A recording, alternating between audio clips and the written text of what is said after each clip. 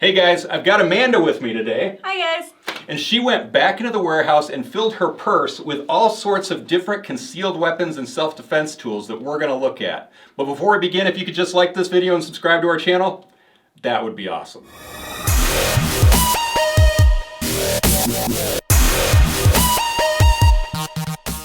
Alright, so Amanda, you carry a pretty big purse. I like that. Yes, I do. Do you usually carry self-defense weapons in your purse? I actually already have some, yeah. Awesome, awesome. Well, I asked Amanda to go back to the warehouse, just grab a bunch of random self-defense tools.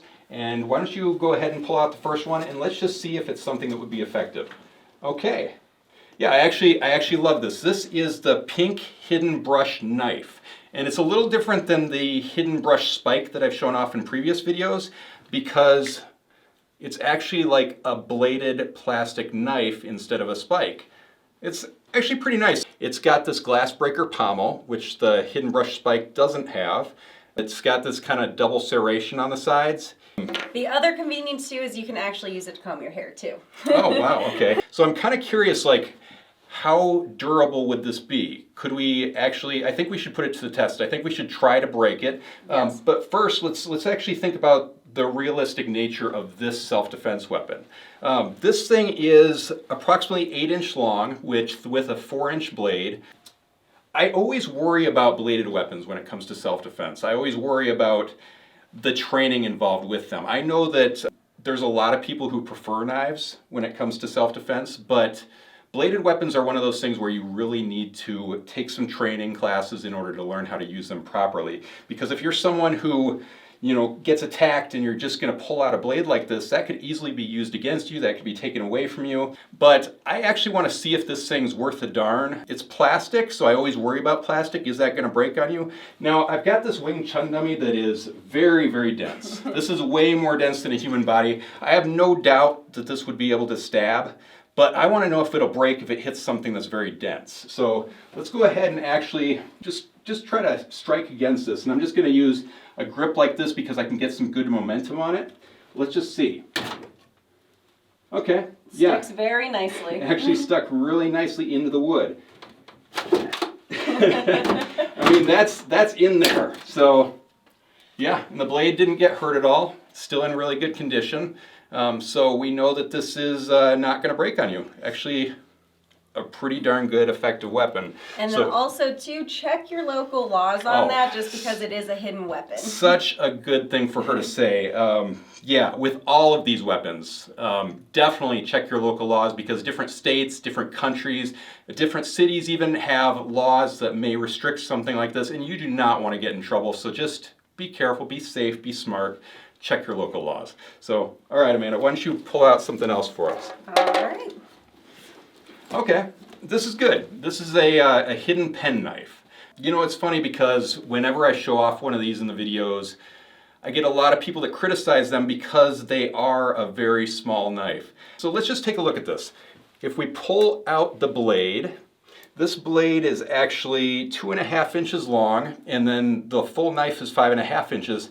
But one thing you can do is you can hook that onto the end of the pen. If you use a fair amount of force, then you've got a pretty solid fixed blade knife there. And granted, that's a small knife. That's kind of an inconvenient knife to use. I wouldn't be slashing with this, but for, you know, if you did get attacked and you had to stab, that would be something that I think would be very useful. I like these. I think these pen knives are good. If nothing else, you've got a good utility knife out of this. You could use it to open mail, whatever. So you can also use it to write too. Yeah, let's look at that. Okay, so we twist it, and then the pen comes out, and we've tested them in videos before. They do actually write. So I don't know. I like hidden pen knives. I think they're pretty awesome. Yeah, that's about it. So let's go on to something else. Okay. Mm-hmm. So this is the one that you actually keep in your purse, huh? That is correct, yes. Okay, and this is the cat self-defense key ring. So, and then I keep it on my lanyard, so it's a quick thing to pull out. It's very simple, and it's really easy to just hook onto your hands. It's super easy and convenient for that. Well, I'm actually going to take off the lanyard to look at this really quick. There's a video we did in the past where we actually really tested these things out. And the thing I liked about this specific one is that it fits on my fingers really nicely. Like, it's actually comfortable, where some of the other cat self-defense key rings don't have large enough holes here and your fingers can't even fit through them. So this one is really, really comfortable. It's a little bit thick, which has its advantages and disadvantages to it. Like, if it's in your pocket, I don't know how obvious it would be. No, I mean, that's not that bad. But it's comfortable because it's thicker like that. It's comfortable. It fits in the palm of your hand nice. It's very comfortable. And it also fits in my hand too. And I don't have quite as much as a grip as Kyle, but like, it definitely still fits. It doesn't worry for me either, even though I have smaller hands. Yeah, for sure, for sure. Again, something like this, I'd be nervous about someone who doesn't have self-defense training getting attacked with something like this, because if you square up on someone and they can see that you're going to telegraph a punch, that'd be a pretty easy weapon to get around. But, you know, as with any weapon, a weapon is only as good as the person who's using them. So get some training in whatever weapon you're going to use, and that is your best bet. But let's test this thing out and see how strong it is. Again, it's made out of a plastic, which is actually a very strong plastic. So let's just see if we can actually break this thing. Let's give it some good strikes. It's pretty sharp on the little ears. So, all right. Yeah, I mean, you can see I'm putting some pretty big holes in this Wing Chun dummy, and yeah, it's still in great shape. A little bit of the paint chipped off, but overall it's still in mint condition, still usable. Very nice. I actually really like these things for an inexpensive self-defense tool. Very awesome. This is clearly a self-defense tool, but there are states that are very strict against things like this, so check your local laws. All right, let's go on to something else. Okay, awesome. I love this one. It's probably one of my favorites too. Yeah, this one's pretty awesome. This is the pink hidden knife Kubotan. I guess what I like about it is it's just really, really well made in multiple ways. For one, it's made out of this aircraft aluminum. It's very light. It weighs 1.5 ounces, so very light. Fits on your keychain nicely. The first thing about it that's great is you've got yourself a glass breaker. So if you got trapped in your car, you could break yourself out of the window. Also, the tip could be used as a Kubotan, which Kubotans really get a bad rap. It's kind of sad, but I've trained with some instructors that are incredible with Kubotans. It's not my favorite weapon. It's not a weapon I would choose to personally use, but I know people who know exactly where the certain pressure points are to where they can take someone down with a Kubotan. They can use these things for compliance. They are just an outstanding weapon if you have the proper training with them. Not my favorite weapon, but definitely effective if you have the right training. But what's great about this is if you unscrew it, then it comes out with this blade, and you screw that back in the other side, and you've got yourself a knife. Now, when I did that, one thing that you'll notice that's a little bit different from some of the other weapons that you have to unscrew and screw in is that there's not a lot of threads on this. So when you're screwing it, unscrewing it, and screwing it back in, it's very quick because there's so few threads that it just goes very quickly. Now the blade is approximately 2 inches, overall length of 7 inches. This actually gives me a pretty good knife to hold on to. I actually like that. The knife itself is sharp enough. It's not overly sharp. You could sharpen it for sure. It has a blackened stainless steel blade. The tip is pretty sharp.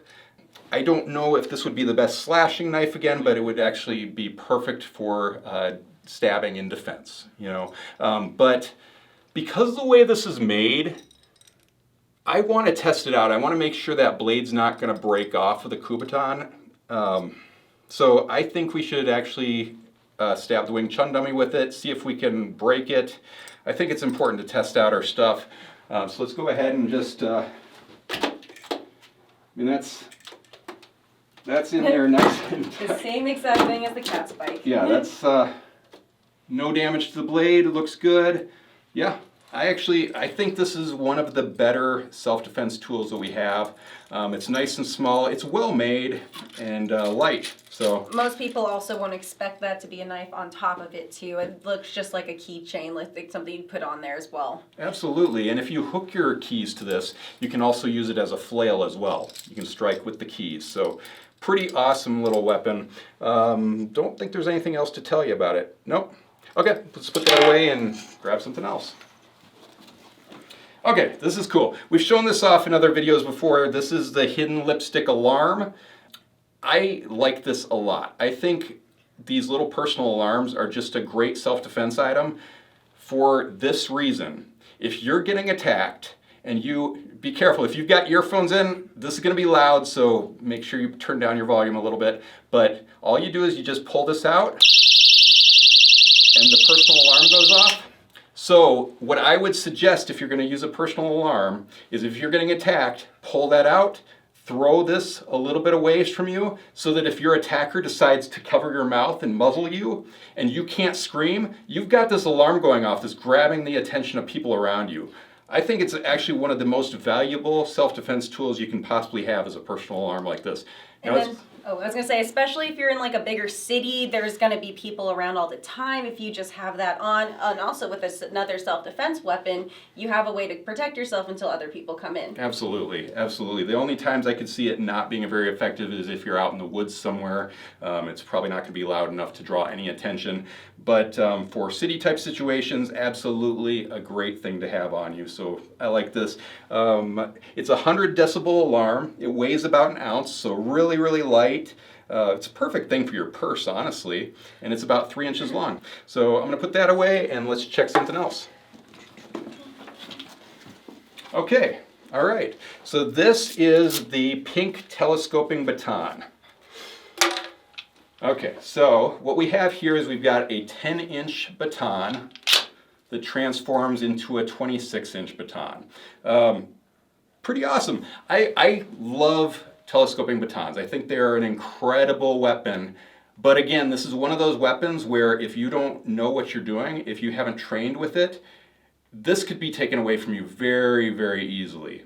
I would not want to use something like this if I didn't have training. I'm just going to be completely honest, because this could, I know that if you were squaring up against somebody and someone has training, they're just going to shoot in on you and take your baton away from you and use it against you. So easily can just grab the top part and just grab the top part. You can just shoot in on somebody. I mean, there's just so many ways that you could take this away from somebody. So again, if you're going to use something like this, they're an awesome weapon, but get some training. Just go take a self-defense class. Hopefully your instructor can give you some suggestions on how to use this. Yeah.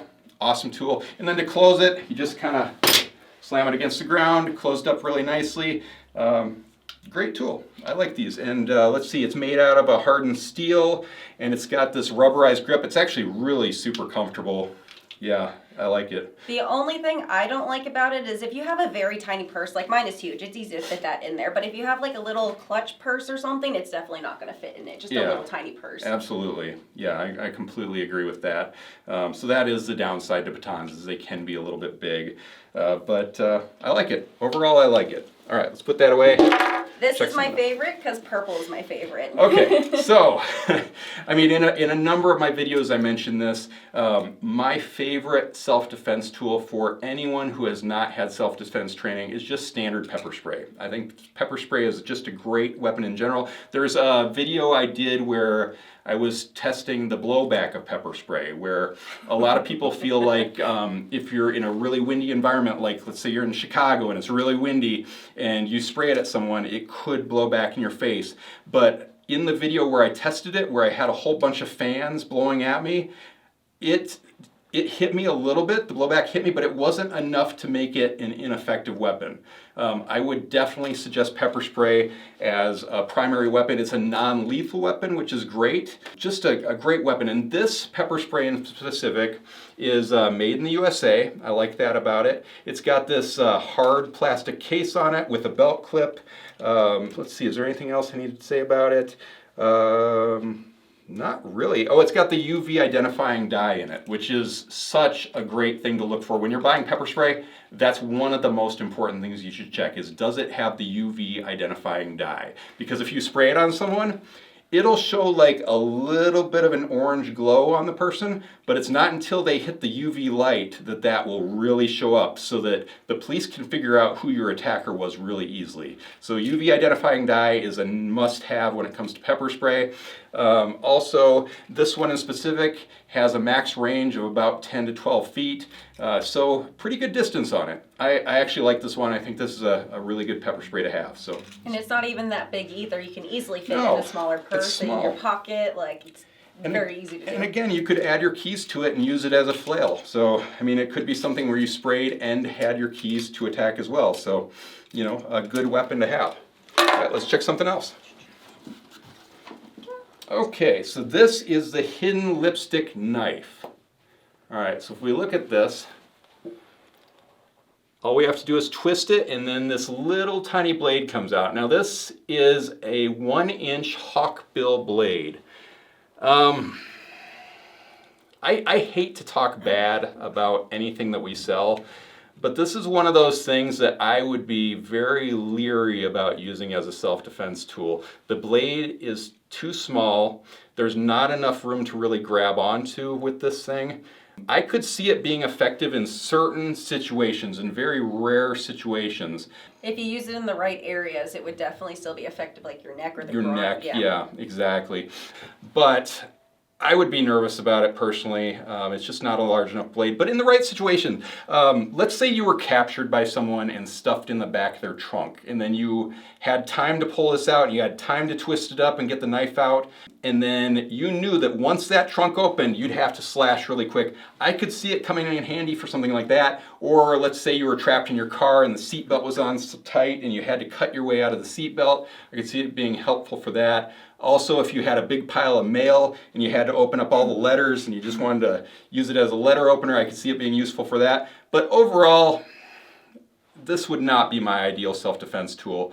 It's kind of a fun little gimmick, but I don't know. Just be careful. If you're going to buy something like this, be careful. Because you also have to use it in a very short range as well. Like, you have to be up close and personal with your attacker to use it. Yes, absolutely. And do you really want to get that close to your attacker? Definitely not. Okay, so let's just put that away and try something else. Okay. All right, what else you got for us? I saved the best for last, obviously. Oh, okay. Okay, this is the pink Perfume stun gun. So, awesome. All right, let's look at this guy. So first off, you can tell that it's rechargeable. You just plug it in back there, charges up nicely. I like how simple it is. I like how small it is. We open it up and it's got 2 buttons on there. The green one turns on an LED light. I actually really like that. It's a very convenient little flashlight to have. So keeping that in your purse, I mean, you've got a flashlight on you. That's awesome. And then if we want to use it, you hit this red button here. That Very sounded nice. loud. And Wow. that's loud too, which scares me a little bit because, as you know, we have to test out every stun gun. Now this one is, the manufacturer says it's 17 million volts. As you've known, if you've watched any of my videos, we don't take that number seriously. The manufacturers just throw a random number on their packages to make their stun guns appear stronger than other stun guns, but that's why we test them out. So let's see. It's also a lightweight stun gun. It's about 3 ounces, which is pretty nice. Now, before I get stunned, I just want to mention, I love our YouTube followers. There's so many of you guys that are just so incredible, always leave positive comments. One of our followers, whose name is Phil, I've become friends with over the weeks, and he is just the most awesome, positive person. I love that about him. But he suggested next time I test out a stun gun, instead of just letting Amanda stun me in the arm really quick, he suggested, I don't know if this is a great idea, but he suggested that I get stunned in the hip area and for more than a split second, to try to stun me for a second or 2 to see how it affects me, to see if it actually takes out my legs. This is gonna be I'm a little bit nervous, but I agree. I actually really agree with Phil. I think that if we're going to test this, let's try it out. He seems to think that the nerves in my legs are going to cause some difficulty for me. So, yeah. All right. So I'm going to hand this over to Amanda. I'm sweating already a little bit over this. I usually don't get nervous with the stun guns, but since this is a new thing to try, shoot. Okay, here we go. A little bit longer. Okay. Okay, so yes, that that definitely hurt. You know, shaking. I don't think that would take me down. I don't. I think that if I were to get stunned by that, the second I heard the crackle, the second I felt the first sting, I would back up immediately. There's a couple of other videos out there. There's one video in particular that it was the hardest video I ever had to record, and I will never record another video like that again, where we tested the stun guns in a way to where I attacked Amanda and tried to keep attacking her as she was stunning me. And we had to record the scenes like 17 different times. I'm still shaking over that thing. That thing got me pretty good. So thanks, Phil. I appreciate that, bud. Well, one of the things that was really important about that video is that I proved that it's very difficult to keep moving forward while someone's stunning you. It's the sound, it's just the initial jolt that makes you back up. So in that respect, I think stun guns are a very effective weapon. This one in particular, I really like. It felt like it was very painful, very effective. I'm actually super into this one. I think this is a great stun gun. The simplicity of it is probably my favorite thing. There's no safety switches. There's just a red button for stun, a green button for light. Super convenient, super small and portable. I think it's a great stun gun. I also love that it looks exactly like Perfume. Like, it doesn't look like anything at all. Like, if somebody saw that in your purse, they wouldn't actually think it's anything. Yeah, absolutely.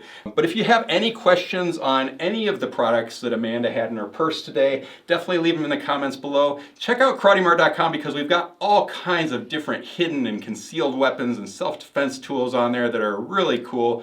But until next week, we'll see you Weapons Wednesday.